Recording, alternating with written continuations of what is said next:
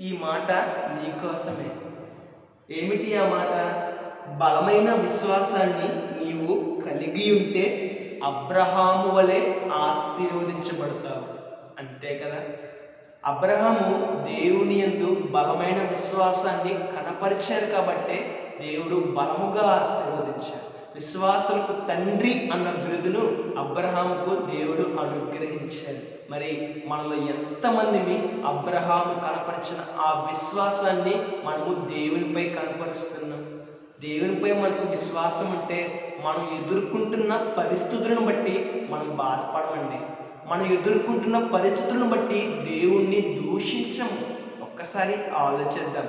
అబ్రహాము చూపిన అటువంటి విశ్వాసాన్ని మనము చూపుదాము. అబ్రహామును ఆశీర్వదించిన దేవుడు మనల్ని కూడా ఆశీర్వదిస్తాడు. ఓకేనా?